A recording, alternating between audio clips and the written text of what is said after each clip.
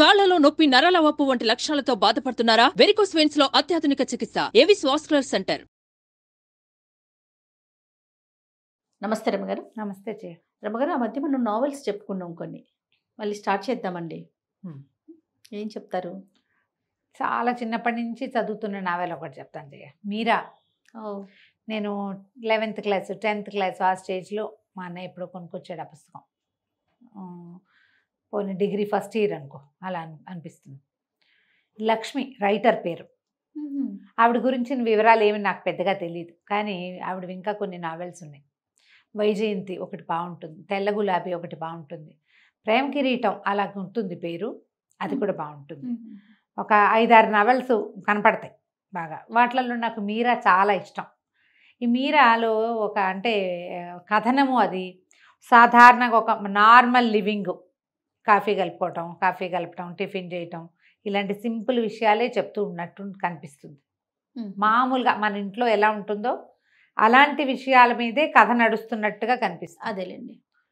దాని వెనకాల స్లోగా మనుషుల మనస్తత్వాల్ని చాలా స్లోగా, అంటే వెంటనే విశదంగా వీళ్ళు ఇది అని చెప్పరు, స్లోగా మనుషుల తాలూకు మనస్తత్వాలు ఆవిష్కారం జరుగుతూ ఉంటుందన్నమాట.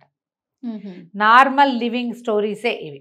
ఓకే. ఆవిడ కథలన్నీ కూడా ఒక మిడిల్ క్లాసు, కొంచెం హై క్లాస్ అంతే. ఇందులో అద్భుతమైన హీరోలు, పరమాద్భుత సౌందర్యవతులైన వాళ్ళు ఎవరో ఉండరు, విపరీత విషయాలు ఏముండవు, బాగా డబ్బులు ఉండటము అలా కూడా ఉండదు. అన్ని సాధారణమైన గాథల్లాగానే కనిపిస్తాయి. కథలు బాగుంటాయి. SCRIBD ఉంది కదా, స్క్రిప్ట్ నేను చదువుతాను, స్క్రైబ్డ్, దాంట్లో దొరుకుతాయి. ఒక సింపుల్ లివింగ్ నార్మల్ స్టోరీస్గా కనపడతాయి. ఓకే. ఈ మీరా బాగా ఇష్టం నాకు, ఎప్పుడు చదువుతుండేదాన్ని, మధ్య మధ్యలో తోచనప్పుడు కూడా. ఒకసారి చదివింది మళ్ళీ చదువుకుంటారా మీరు? అవునా రవి గారు? నచ్చితే కదండి. అంటే కొంత బాగున్నాయి అనిపిస్తుంది కదా జయ. నేను అట్లా మళ్ళీ చదివే పుస్తకాలు బోలెడున్నాయి నా దగ్గర. ఒక 6 నెలలు 8 నెలలు గ్యాప్ వచ్చింది అనుకో, ఇక ఏం లేవు, దొరకలేదు, కొత్తవి ఏం లేవు. ఆ పాత వాటిలలో ఫేవరెట్ బుక్ తీసి చదువుకుంటాము. భలే ఉందండి. అందరూ చదువుతారు జయ ఇట్లా. అట్లనా? బుక్ రీడర్స్, బుక్ లవర్స్ అంటే ప్రతి కొత్త పుస్తకపు ఆకలే ఉండదు, పాత పుస్తకపు సరదా కూడా ఉంటుంది. నేను పిండి వంటలు పుస్తకాన్ని కొన్ని 100 సార్లు చదువుకుంటా. నువ్వు నమ్ముతావా మరి? ఒట్టి వంటలు పిండి వంటలు ఏవి లేకపోతే వంటలు పిండి వంటలు చదువుకుంటాను కూర్చొని. చదువుకోవటం ఇష్టం అంతే, టోటల్గా అంతే మంది. ఎంత మంచి లక్షణం కదా రమ్మ గారు. బుక్ రీడింగ్ అనేది చాలా మంచి అద్భుతమైన లక్షణం. నాకు రాలేదు రమ్మ గారు. అది ఎట్లాగో వచ్చేసింది, మా ఇంట్లో ఉంది. అది మా ఇంట్లో ఉండటం వల్ల నాకు కూడా వచ్చింది. నేను ఇంగ్లీష్ చదవలేను కదా జయ, పెద్దగా అసలు చదవలేని తనం కాదు, నడవదు. మీనింగ్ అంత తొందరగా ఎక్కదు.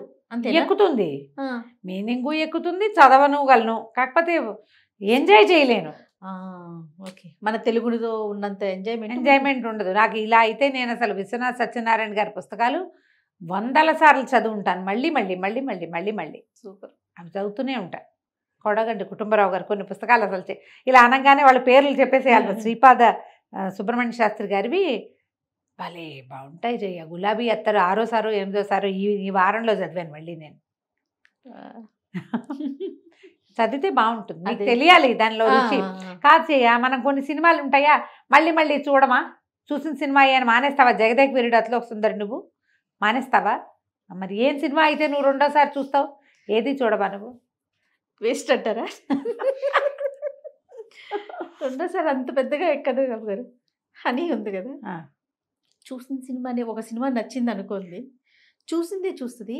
ఫస్ట్ టైం ఎక్కడ చూస్తే నవ్వొచ్చిందో అక్కడే నవ్వుతుంది, 2వ సారి అట్లాగే నవ్వుతుంది, 3వసారి 10వసారి చూసినా అదే నవ్వుతుంది రమ్మ గారు. అది నాలాంటిదే ఉంటుంది. ఆల్రెడీ నవ్వేవు కదా, ఈ సీన్కి నీకు మళ్ళీ ఎందుకు నవ్వు వస్తుందంటే ఎంజాయ్ చేయాలి అమ్మా అంటది. అట్లా మీరు కూడా అంతేనా? నేను కూడా అంతే. కొన్ని పాత సినిమాలు అవి మళ్ళీ మళ్ళీ మళ్ళీ మళ్ళీ చూస్తాను జయ నేను. అవునా? చాలా బాగుంది రమ్మ గారు మీ సీక్రెట్స్.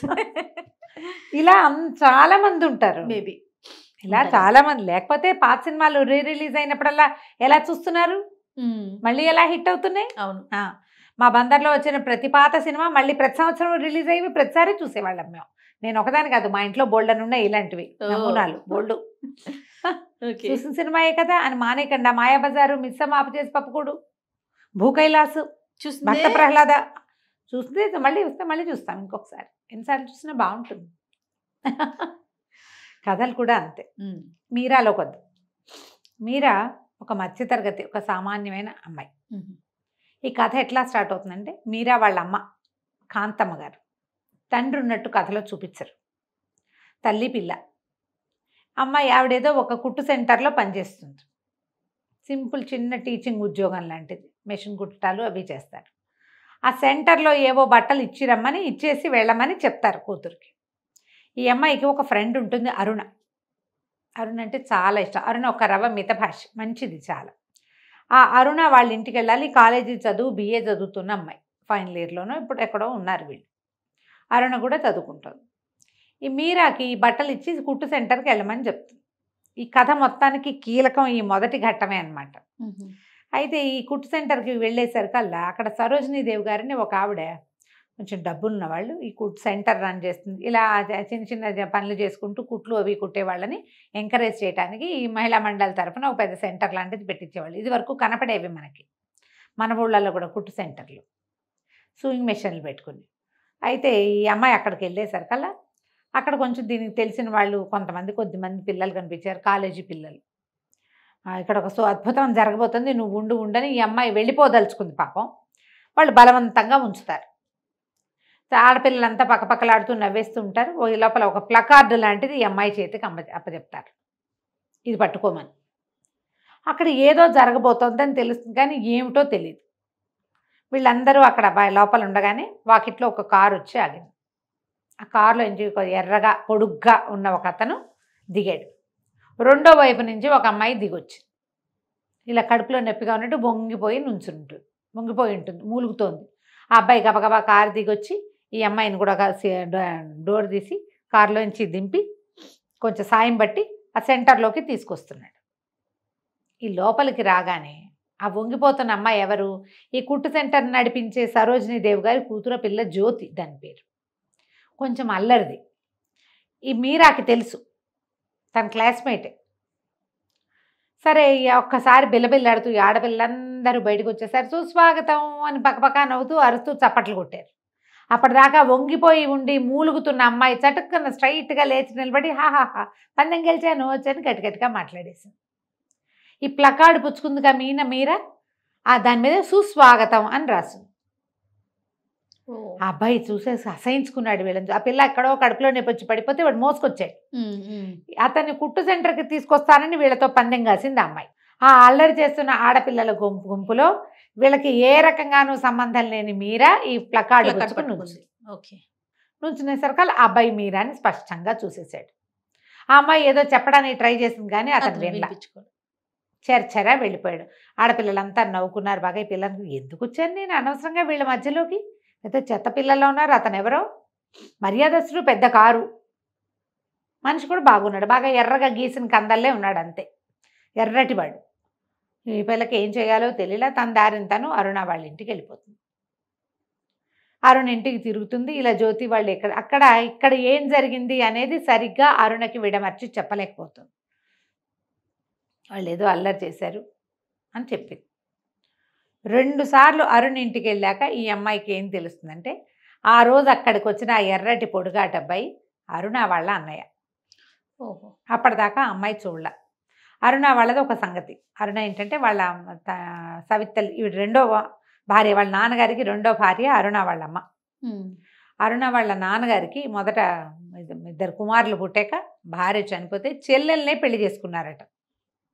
ఆవిడ పేరు శాంతమ్మ గారు, ఆవిడకి అరుణ పుట్టింది. ముందు వాళ్ళిద్దరూ రాజేంద్ర, శేఖరం, 2 అన్నదమ్ములు. పింతల్లే పెంచింది. ఈ పెద్ద కొడుకు మాత్రం ఎప్పుడు ఈవిడ్ని అమ్మ అనేవాడు కాదు, పిన్నే అనేవాడు రాజేంద్ర.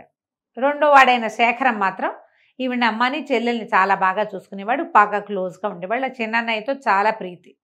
ఆ పెద్ద అన్నయ్యే ఇల్లు అది. ఆయనకి పెళ్ళయింది, కానీ పిల్లలు కలగల. ఆయన భార్య పేరు కుసుమ. క్యారెక్టర్స్ నిదానంగా పరిచయం చేస్తారు, సంతానం లేదు. అక్కడి నుంచి ఈ అమ్మాయిని చూసేసరికి చిర్చిర్లాడిపోతాడు అతను. ఈ అమ్మాయి ఒక్కతే నాకు క్లోజ్ ఫ్రెండ్, ఈ అమ్మాయి మంచిదని చెల్లెలు చెప్పినా సరే అతనికి నచ్చదు. అన్నయ్య ఎందుకు అట్లా ఆడుగా బిహేవ్ చేస్తాడో ఈ అరుణకి అర్థం కాదు. ఏం జరిగింది వీళ్ళిద్దరి మధ్య, అతను అంత విసిగిపోవడానికి కారణం ఏమిటి అనేది అరుణకి ఎప్పటికీ తెలియదు. ఈ అమ్మాయి కూడా చెప్పడానికి కొంచెం చెప్దామనుకుంటుంది. ఇతను విసుక్కున్నట్టుగా మాట్లాడేసరికి ఒళ్ళు మండుతుంది. మీరాకి చిన్న తలబిరుసు, చాలా చిన్నది కానీ ఉన్నది, కనపడ్డంత మెతకది కాదు అమ్మాయి. పిల్ల అందంగా ఉంటుంది, చక్కగా బారెడు జడ, పద్ధతిగా బాగుంటుంది. కానీ వీళ్ళిద్దరికీ అన్బన్నే అవుతుంది. ఈ లోపల ఇంట్లో రకరకాలు జరుగుతూ ఉంటాయి. ఫైనల్ ఇయర్ పరీక్షలు రాస్తారు. రోజులు గడుస్తూ ఉంటాయి. అతనికి అమ్మాయి వచ్చినప్పుడల్లా చెల్లెలు సంతోషంతో పొంగిపోవటము అవి అతను నచ్చుబాటుగా ఉండవు. ఈ పిల్ల మంచి పిల్ల కాదు, పిల్ల మంచి పిల్ల కాదు, ఆ జ్యోతి వాళ్ళతో తిరుగుతుంది. ఇట్లా ఆ మధ్యలో ఆ జ్యోతి కూడా వీళ్ళు, ఆ అమ్మాయికి ఏంటి, ఆ జ్యోతికి ఈ వీళ్ళు డబ్బులు ఉన్నవాళ్ళు, ఈ కుర్రాడికి లైన్ వేసి ఎట్లాగైనా వీళ్ళ తన అల్లరితో వాడిని మెప్పించాలనుకుంటే ఆ అబ్బాయి అల్లరికి లొంగేవాడు కాదు. ఆ సరదాని జీర్ణించుకోవాలా, తనకు నచ్చలేదు. ఆ అమ్మాయి కూడా వస్తుంది, వాళ్ళు కలిసి వాళ్ళ ఇంటికి వెళ్తారు, రమ్మంటుంది, ఇవన్నీ జరుగుతూ ఉంటాయి. కానీ ఈ కుర్రాడికి మాత్రం ఆ అమ్మాయి మొహం గిట్టదు, శేఖరానికి మీరా మొహం గిట్టదు. రోజులు గడుస్తూ ఉంటాయి. వీళ్ళు రాజేంద్ర కుసుమ వాళ్ళ కథ నడుస్తుంది అనమాట. పిల్లలు కలగలేదు, అయితే బాగా ఆలోచించుకుని ఇద్దరు పిల్లల్ని అడాప్ట్ చేసుకుంటారు. అడాప్ట్ చేసుకోవడం మళ్ళీ ఎవరినో కాదు, అక్కయ్య పిల్లల్నే తీసుకుంటారు. చెల్లెలు కొడుకుని అక్కయ్య కూతుర్ని ఇద్దరిని ఉంచుకుని, అక్కయ్య కూతురికి తోడు కోసం అక్కయ్య కొడుకుని కూడా ఉంచుకుంటారు ఇంట్లో, పెద్దవాడిని పిల్లల్ని చూసుకోవటం కోసం.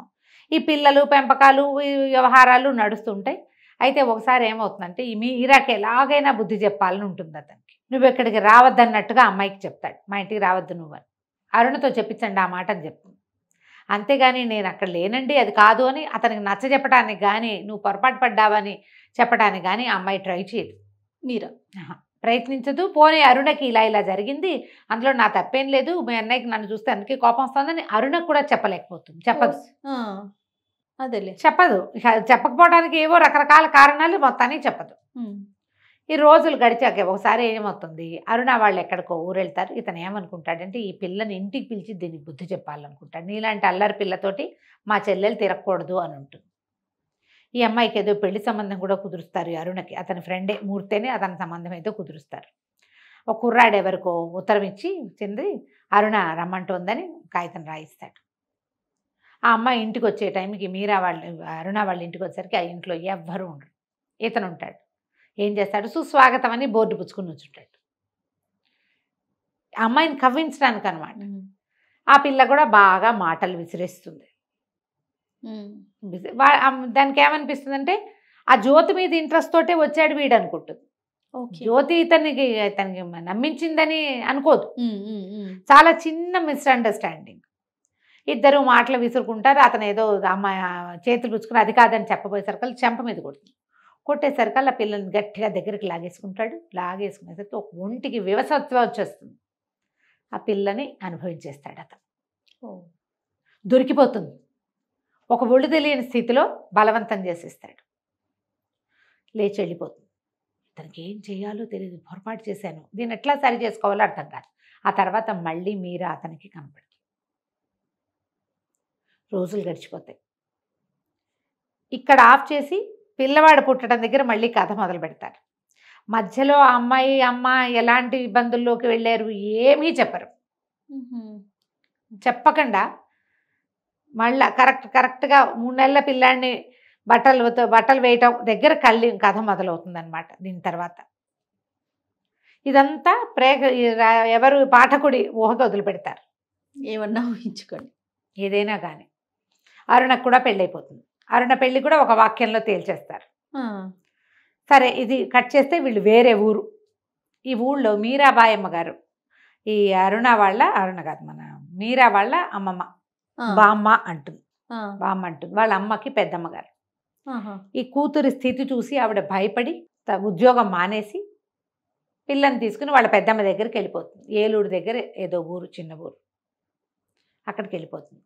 తీసుకెళ్ళిపోతే అక్కడి నుంచి ఆవిడ ఈ పిల్లకి అబార్ట్ చేయించడానికి చాలా ప్రయత్నం చేస్తారు. కానీ అమ్మాయి ఒప్పుకోదు. అమ్మాయి ఏమంటుందంటే, మా అమ్మ కూడా ఇదే పని చేసి ఉండొచ్చు కదా, ఆవిడ నమ్మి తాళి కట్టించుకుంది, నేను ఎవరిని నమ్మి ఏదీ చేయలేదు, నా జీవితానికి ఇది వచ్చేసింది, దీన్ని నేను చెడగొట్టుకోను అని చెప్పేసి పిల్లవాడిని కంటుంది. 3 నెలల చంటి పిల్లాడు. ఈ ఊళ్ళో వీళ్ళని పట్టించుకునే వాళ్ళు ఎవరు లేరు, వీళ్ళెవరికీ తెలీదు, ఏమీ లేదు. మీరాబాయి అమ్మగారు పిల్లాడిని చూసుకుంటారు. ఆవిడకి ఎవరు లేరు. ఆవిడకి కాంతమ్మతోటి ఒక దూరపు చుట్టరికం. ఇక పిల్లాడిని పెంచుకుంటారు. ఆవిడ కూతురుతో మాట్లాడడం మానేస్తుంది, ఏమీ మాట్లాడరు. మీరాతో మాట్లాడదు. మీరాబాయి అమ్మగారి పిల్ల అమ్మమ్మ బామ్మ, తను, పిల్లవాడు, తల్లి, నలుగురు. కొద్ది రోజులు గడిస్తే వీళ్ళు ఎప్పటి నుంచో దాచిపెట్టుకునే డబ్బులు. కాకపోతే ఎంతకాలం ఈ కథ నడుస్తుంది? కొద్ది రోజులు గడిచాక ముసలావిడ కాస్త కన్ను మూస్తారు. వీళ్ళకి ఏం చేయాలో తెలీదు. ఈ అమ్మాయికి ఏదైనా ఉద్యోగం చేయాలనుంది. బయటికి వెళ్తే 100 ప్రశ్నలు వస్తాయి. ఇది ఎప్పట్లో కథ? 70sలో. ఆ కాలం వేరు. అంతేగా. ఒక పిల్లాడు, ఒక చంటి పిల్లాడు ఉన్నాడంటే తండ్రి భర్త ఏడి అని అడుగుతారు. అయితే వీళ్ళు లోకంలో ఎలాంటి చిన్న ప్రచారం చేస్తారంటే, మీరా కాకుండా ఇంకో పెద్దమ్మాయి ఉంది, ఆ అమ్మాయి చనిపోయింది, ఆ అమ్మాయి పిల్లాడు వీడు అన్న సినిమా ఇచ్చారు ఇక్కడ. దీనికేం పెద్దసేపు ఓడిసేపు చెప్పరు, ఒక వాక్యంలో చెప్పేస్తారు. పెద్దమ్మాయి చనిపోయింది, ఆ పిల్లాడిని వీళ్ళు పెంచుకుంటున్నారు. ఏదైనా ఉద్యోగం చేస్తానంటే ఎక్కడికైనా వెళ్తే ఎన్ని ప్రశ్నలు వస్తాయి, ఎన్ని వస్తాయని తల్లికి ఇష్టం లేదు. ఉన్న దాంట్లోనే బతుకుతూ ఉంటుంది. ఆ డబ్బు ఎంతకాలం వస్తుంది, ఆ బామ్మ ఇచ్చిన డబ్బు అయినా ఎన్నాళ్ళు వస్తుంది, పిల్లాడు ఎదుగుతాడు కదా అని ఈ అమ్మాయి ఉద్దేశం. నర్సుగా పనిచేసే ఒక దూరపు బంధువుల అమ్మాయి ఒక అమ్మాయి ఉంటుంది, జానకి. క్యారెక్టర్ పేరే కానీ పెద్దగా ఆవిడ మాట్లాడినవి మనకేం కనిపించదు, కానీ వస్తుంది. అయితే జానకి ఏమందంటే ఒకరోజు వచ్చి చెప్పింది, ఊళ్ళో ఒక పెద్ద ఆవిడ ఉన్నారు, పిల్లలు బయటే ఉంటారు, ఆవిడ ఒక్కరే ఉంటారు ఇంట్లో. ఆవిడ కొంచెం పై సాయం, మనిషి సాయం కావాలి. 70 రూపాయలు ఇస్తారు ఆ రోజులో. 70 రూపాయలు 70 రూపాయలు ఇస్తారు. ఆవిడ కొంచెం గుండెదడ మనిషి. వెనకాల సాయం కొద్దిగా వంట సహాయం అది చేసి పెట్టచ్చు, వంట అది చేసి పెడితే సరిపోతుంది. వాడికి వంట చేయటం, మాట సహాయం, పై పనులన్నిటికీ పని వాళ్ళు ఉన్నారు పుష్కలంగా. వాళ్ళకి డబ్బులు ఎక్కే లేదు అసలు. సహాయంగా ఒక మనిషి, కొంచెం 4 తెలిసిన వాళ్ళు ఎవరైనా ఉండాలి, అంతే. అనేసరికి మీరా బాగా ఆలోచించుకుని పదనే వస్తానంటుంది. వెళ్తే చక్కగా సన్నగా పొడుగ్గా తీగల్లే ఉన్న పిల్ల, 10th క్లాస్ చదివానని చెప్తుంది. BA చదివి ఈ పిల్ల మీరా 10th క్లాస్ BA చదివి ఈ ఊళ్ళో ఎందుకున్నావు, ఈ పనికి ఎందుకు వచ్చావని అడుగుతారు కదా. 10th క్లాస్ చదువుకున్నా, మా అమ్మకు ఒంట్లో బాగుండదు, అనారోగ్యం, అమ్మ గుండె జబ్బు మనిషి, ఎక్కువ దూరం వెళ్ళలేను, పై ఊళ్ళకి తీసుకెళ్తే కష్టం, ఈ ఊరు నీరు ఆవిడకి పడింది, ఇలా ఏవో 2 వాక్యాలు చెప్పుకుంటారు. జానకి ఇంతలో ఏమైంది, ఆవిడకి ఉన్నట్టుండి ఆవిడ కొంచెం దడొచ్చేసరికి ఈ అమ్మాయి గబగబా వెళ్ళి కూజాలో మంచి నీళ్ళు నింపి పట్టుకొస్తుంది. అట్లా సహాయకారిగా ఉండేసరికి ఈ పిల్లని పెట్టుకుంటానంటుంది ఆవిడ. ఈ అమ్మాయి వాళ్ళ ఇంట్లో ఉండటం మొదలు పెడుతుంది. అయితే ఇట్లా వంట చేయడానికి, పని చేయడానికి వెళ్తున్నానంటే తల్లికి నచ్చదని, 2 పిల్లలు ఉన్నారు, వాళ్ళకి ప్రైవేట్ చెప్పడానికి వెళ్తున్నానని చెప్తుంది. తల్లికి నిజం చెప్పదు. అక్కడున్న పిల్లలు, ఆ ఊర్లో ఉన్న బాచి, ఈ మీరాబాయి అమ్మగారికి దూరపు చుట్టాల పిల్లవాడు ఒకటి బాచి అని, వాడు వస్తూ ఉంటాడు. వాడికి వీళ్ళిల్లు వాకిలి తెలుసు. వాడికి కూడా చెప్తుంది, ఒరే ట్యూషన్ చెప్తానని చెప్పాలరా మా అమ్మకి, ఇది చెప్పకూడదు అని. రోజు వెళ్తూ వస్తూ ఉంటుంది. పిల్లాడిని ఇప్పుడు తల్లి ముసలావిడ లేదు, అంతకుముందు ఆవిడ చూసేవారు, ఇప్పుడు ఆవిడ తప్పనిసరిగా తల్లే పిల్లాడిని చూసుకోవాలి. అంతేగా. వాడు చక్కటి పిల్లవాడు, చక్కగా తెల్లగా బొద్దుగా ఉన్నాడు. ఆవిడ ఎంతసేపు అనుకుంటుంది, ఏ జమీందారుల ఇంట్లోనో పుట్టాల్సిన పిల్లాడు వీడు, ఏం జరిగి ఇలా పిల్లవాడు ఇలా ఈ రకంగా అయ్యింది అనేది ఆ తల్లికి అర్థం కాదు. ఆ అమ్మాయి చెప్పదు అసలు. కొద్ది రోజులు గడిచేసరికి ఆవిడ కూతురికి, కొడుకులకి ఉత్తరాలు రాసుకుంటూ ఉంటుంది. కొన్నాళ్ళలో మా అమ్మాయి వస్తుంది పురిటికని చెప్తుంది. ఒకరోజు మా అబ్బాయి వస్తున్నాడని చెప్తుంది. ఆ అబ్బాయి వస్తాడు, కారు వాకిట్లో ఆగుతుంది. ఆ లోపలికి వచ్చిన అబ్బాయి ఎవరు? శేఖరం. ఏం చేయాలో అర్థం కాదు. వీడు ఆశ్చర్యపోతాడు, ఇతను కూడా చాలా ఆశ్చర్యపోతాడు. మాయమైపోయింది మీరా. ఆ దుస్సంఘటన తర్వాత అతను మళ్ళీ ఆ అమ్మాయిని చూడలేదు. ప్రాణాలు లేచొస్తాయి అతనికి. ఎలాగైనా ఆ అమ్మాయిని ఒప్పించి పెళ్లి చేసుకోవాలనుకుంటాడు. అసలు అతని వైపు తలకాయ కూడా తిప్పి చూడదు అమ్మాయి. ఎంత బతిమలాడినా, ఎన్ని విధాలు అడిగినా సమాధానం చెప్పదు. కట్రాట్లాగా బిగిసిపోతుంది. ఇప్పుడు రేపు పురిటికి రాబోయే కూతురు ఎవరు? అరుణే. మరి వస్తుంది కదా, అతని చెల్లెలే కదా. కొద్ది రోజులు గడిచేసరికల్లా ఆ అరుణ్ వచ్చేసరికి ఆమె చూసి ఆశ్చర్యపోతుంది. 2 నెలలతో చూసేసరికల్లా, నువ్వు ఇక్కడ ఉండటం ఏమిటి, నువ్వు ఎందుకు ఈ పని చేస్తున్నావు, నువ్వు BA చదువుకుని, ఇంత చదువుకుని అంటారు. BAని పెద్ద చదువుగా చెప్తారు ఆ 70లలో. గ్రాడ్యుయేషను చాలా పెద్ద చదువు, పెద్ద ఉద్యోగం చేసుకోవాలి. ఈ పని చేయటం ఏమిటని ఎంతో ఆశ్చర్యపోతుంది, ఏడుస్తుంది, కావలించుకొని నిన్ను 2 ఏళ్ళ నుంచి ఏమైపోయావు నువ్వు, సంవత్సరంన్నర అయింది, నా పెళ్ళికి రాలేదు, నేను ఎక్కడున్నావో తెలియదు, ఎన్ని కబుర్లు చేసినా మీ ఇంటి సందులో ఎవ్వరూ చెప్పలేకపోయారు అని విపరీతంగా ఏడుస్తుంది. ఆ తల్లి ఆశ్చర్యపోతారు శాంతమ్మ గారు. ఇదేమిటి లేకలేక కండానికి వచ్చిన పిల్ల ఏడుస్తూ కూర్చుంటే ఎట్లా, చాలా దిగులు పడిపోతుంది. నిన్ను ఎంత మిస్ అయ్యాను నేను, నువ్వు ఇట్లా ఎందుకు చేసావు, నాకు ఎవ్వరూ ఫ్రెండ్స్ లేరు, నాకు ఉన్నదే నువ్వు ఒకదానివి, నువ్వేమో ఇట్లా నాకు చెప్పకుండా ఓ ఉత్తరం లేదు పత్రం లేదు ఎట్లా వెళ్ళిపోయింటే అమ్మ బామ్మకు బాగోలేదని వచ్చేసాం, వస్తే ఒక ఉత్తరం ఎందుకు రాయలేదు నువ్వు అంటుంది. అంతేగా ఇక ఉండిపోతుంది. ఈ అరుణని వదిలిపెట్టి వెళ్ళటానికి మనస్కరించదు.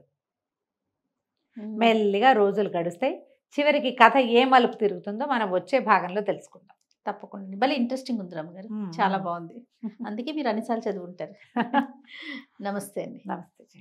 సుమన్ టీవీలో మీ పర్సనల్ అండ్ బిజినెస్ ప్రమోషన్స్ కోసం కింది నెంబర్కి కాంటాక్ట్ చేయండి.